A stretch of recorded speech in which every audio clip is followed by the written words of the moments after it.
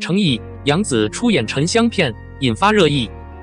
网友：应远的真身是什么？自7月20日传出陈旧的合奏奇幻沉香如饕餮以来，随着剧情的发展，这只是一个开端，更大的人物出现，网友们的关注度和热度都足以引起网友的热议。一些网友和爱好者的好奇心大增，开始调查乌龟和狐狸在任何情况下都可能产生什么。甚至有网友评论，玄烨和冉青是反派小妖精，他们的孩子要当巴啦啦小魔王。看到其中一个说法，我只能感叹，那些网友的脑洞真是太棒了，而且你们都达到了其中的一个决心。应远大神是不是有些熟悉？他同意吗？不过想必应远绝对是知道的。要记住，糖果视频里的程毅嘴里叼着芭芭拉小妖精，变成了投射咒语。电视剧《沉香如碎花》是通过郭虎、任海涛的方式进行统筹的，朱丽兰、陈小海、林远、叶希月、顾雪儿等共同亮相古风合奏《爱心小精灵秀》。该剧改编自苏沫的同名小说，本质上是讲述了6界之巅应远与寒离妖精颜丹联合起来控制可恶的力量，慢慢认识彼此，认清命运中的每一个不同，以解决之前的误解。最终，这2幅画共同承载了一个关于这个星球上的精确方式和这个星球上普通居民的安全的曲折故事。戏剧的性质与介绍组的实体是分不开的。沉香如片一书情节引人入胜，对原画情有独钟。放松是编剧、领导和演艺人员的游戏。郭虎主任曾参与录制和协调多部知名剧目，如《三生三世十里桃花源》《仇生如旧》，同时编剧张元昂更大痴迷于制作强烈的情节、引人入胜的感情、过快的节奏和透彻的推理。故事情节，他是原名期待电视剧老九门的编剧之一，有令人信服的动机，想要明确一些大约演艺人员的设置。杨紫早已家喻户晓，程毅是古装界的小伙子，张睿、孟子义、李新泽、许开宇、韩成宇、傅方军、李宇等都是古装的时尚顾客装扮，除了朱永腾，还有一块古色古香的陈列鼓。其中一种设置现在绝对难以触发。目前该剧已播出20集以上，剧情发展越来越有活力。男女主角程毅和杨紫的出场技巧同样出色，抓住群众的心。他们的组合是一流的。对于 CP， 他们有严重的电力区域。他们是戏里的宠儿，戏外的搭档。这也是本次展示最终效果的重要因素。不是很明确，坚持显示更新。02首领沉香如碎块的说法区落下，出场技能被介绍错位了。程毅的新品展示在强调，在这个时间范围内的知名服装中，沉香木就像废料确实广为人知。演出开始前，星辰惊魂几乎囤积了合奏形象剧的优越性，同时沉香如片播出后，也传播了一流的参观者。沉香如碎花的出现一直比传播更早，2位奇艺人的合作更是备受关注。如今传送正式下发，剧情和颜值都在提升，网友们也纷纷开始了奢侈的更新。糖果和危险的另类设定让网友们大呼虽然玩了个有趣的玩意儿。尽管如此，随着船离开沉香如屑，展示区的领导发言区也同样下降。有人可能会说，已经有了一流的斥责，甚至每个人都开始对程毅的后期作品施加压力。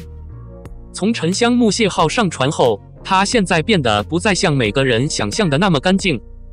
在我注意到之后的那个因素临近开场，剧情变得艰难，因为人品问题，展品的制作方和合作方都被介绍到了最前面。惊恐地挤出了一把汗。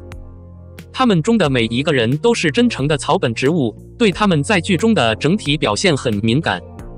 这一次，杨紫在剧中却出现了各种各样的哭戏，而在看到杨紫的哭戏后，人类也纷纷表示感同身受。程毅的整体表现也很精彩。剧虽虐心，但戏外的2人却十分幽默，多半是因为杨紫，片场笑声不断，而片场的程毅所在的国度也与剧中坚忍的帝王大相径庭。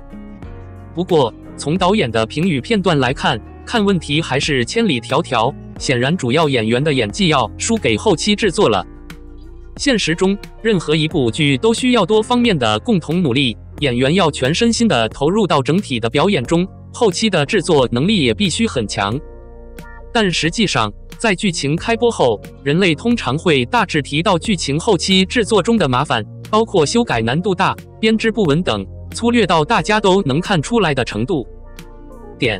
很多精彩的剧集都因为修改而落空，这是对剧迷的真诚不负责任，而剧迷显然需要剧迷认真对待这个困难。演员们已经坦白说，如果因为后期制作中的一些麻烦而不能称其为杰作，那可能是绝对的耻辱。人类之所以在导演的评语段中提升这个难度，也是因为他们希望导演能够认真对待这个困难，毕竟还有很多更大的情节要来。所以如果我们现在听人类的评论，进行适当的调整，但事后仍有风险。除了沉香如粉外，关于程毅新剧《莲花楼》，程毅和陈都灵正在拍摄中的装扮剧也全都牵涉其中。莲花楼和沉香如粉是同一个导演，而后期制作组可以在命运中集体化，应该也是一个固定组，所以人类也怕莲花楼之后会重复同样的错误。粉丝们都在喊，希望导演不要忘记转组，毕竟一部片子是千篇一律的尝试，还是想给他一点兴趣。现在沉香如粉正在播出，寻找更有趣的剧集。03，不爱就不要伤害。肖战代言开小范围，却改成黑粉抵制，敏感话题不能开玩笑。如果要问谁的时代图在潮流内游最多，这很难说，但要问谁的黑粉最多，肖战不敢跑，太红了。这是一种极好的方式来看待肖，太恰当了，太恰当了，无法挡住别人的温和，别人的道路。真正的现实是，您无法在各种此类问题上讨价还价。可靠数量的小赵刚、肥虾意见书已经发多篇文章呼吁狂热分子谨言慎行。在那种敏感的时候，如果涉及政治问题，谁碰谁就死。只需研究禁止男性或女性编辑的 VB， 您就会发现没有歧义的余地。正因为话题的严重性，黑人狂热分子到现在也早就开始造谣，统一集团就是台独，开小厨房就是台独。他们现在已经无法阻止，直到他们将肖战拉入漩涡。最新的一个是请来了黑人狂热分子，你们有什么不对？你们有这种仇恨的可能性很大。想着肖的立场的概念，真是白痴。此查询现在不再经过深入审查，只需访问肖的任何可靠号码，您就会找到。肖绝不错过任何主要周年纪念日，每次转发都是活跃的。他的音频可见会员资格还及时的在独特的时间点出现禁止娱乐公告的问题。什么目的？以狂热者的名义追忆前辈和烈士的牺牲，并尽其所能跳过有效能量。据说网站访问者并不总是正确的，但是肖已经正确的使用了它。他利用他的网站访问者，让更伟大的人注意到他们必须注意的事项。不存在不良网站访问者之类的因素，这完全是我的心态使用他的个人。用现场访问者打断肖战，想把肖战带入敏感话题等等，尽显黑粉心目中的狠毒。在一个网络如此发达的社会里，你几乎可以通过未婚的网络连接看到国际内部的几乎每一个事实。但很少有人在乎谣言的真假，所以有一口谣言，一条谣言的说法。然而，正确的就是正确的，而假的并不总是正确的。如果小范围变成真心台独是正当的，网友们早就把它播得一干二净了。但是目前，网络上什么都没有，只是口头上的。那么，你能操作你的头吗？这种在主要摩擦中中断的传闻，现在必须在以后不再说明。肖不是总是简短的代言，他也不是傻瓜。决定画一个受污染的徽章和询问死亡有什么区别？没有艺术家能做到这一点。这样的谣言定位在肖战身上，定位在知名艺人身上，谁能找到？